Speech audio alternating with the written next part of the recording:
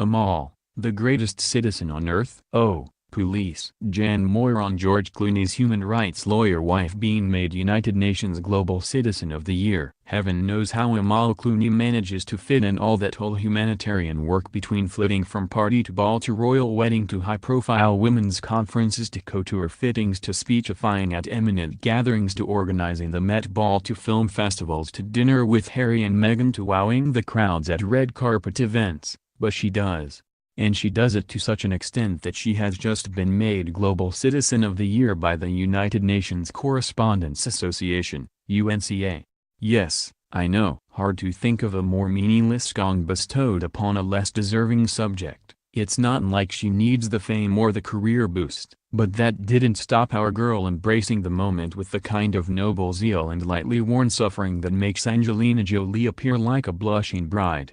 With her Hollywood husband George on her arm, Amal attended the ceremony in New York on Wednesday. Pictured as usual, she blazed away in one of her extravagant gowns, a £5,000 number called the Strappy Sweetheart, and Cecil B. DeMille levels of expertly applied maquillage. As the couple walked up this red carpet of global smug, their carefully burnished humility must have been visible from Mars. Look at them. Their every good thought praised, their every charitable inclination rewarded, their very presence a kind of benediction upon us lesser folk. What is it like being them? For thousands of ordinary people do good works out of compassion and a sense of duty alone. They don't expect to be publicly rewarded or honored for their efforts, which is just as well. It is they, not the Hollywood elite, who are putting in the hard yards in refugee camps and homeless shelters, or, like 18,000 quietly heroic male readers who have signed up to our Christmas campaign, giving up their precious time to volunteer in hospitals, just out of the goodness of their hearts.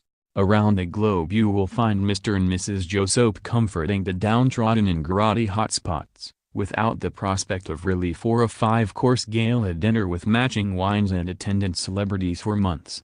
Awards such as this are not for them. They are for the likes of Amal Clooney. Her Global Citizen gong is given to a person working on solutions to various global issues, from conflict and humanitarian disasters to climate change.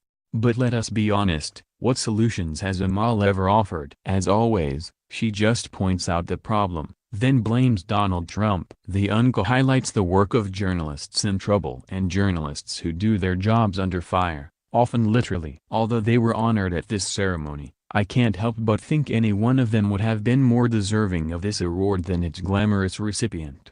Amal's growing list of glowing tributes is all too reminiscent of Angelina Jolie being given a rushed honorary damehood in 2014 for her philanthropic efforts by a starstruck William Hague, or Tom Hardy and Benedict Cumberbatch being awarded CBEs for their highly lucrative career choice of becoming actors and film stars. However, Amal is very far from being a villainess. Her work on behalf of refugees, Yazidi women, victims of conflict and girls in need of education is not to be underestimated. And it's not that the darling girl doesn't deserve awards. She is a shoo-in for the International I Marry George Clooney medal. For a start, that brilliant career move changed her life forever, turning a former junior lawyer into one of the world's most famous women. A global citizen, no less, one half of a dream team who are clearly on a mission to change the world. Yet even in the depths of their goodness, everything the Clooneys do seems somehow contrived. They seem hyper-aware of their self-appointed status as humankind's envoys for good causes,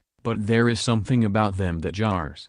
Underneath the smiles, the poise and the strappy sweetheart dresses, they lack the ability to be genuine. There seems always to be a tacit purpose and underlying motive in all they say and do. If George really does plan to run for high political office in America, with the hope of he and Amal entering the White House one day, I wish they would just come clean about it. They wouldn't seem so weird, for a start. And they would deserve a medal, for honesty.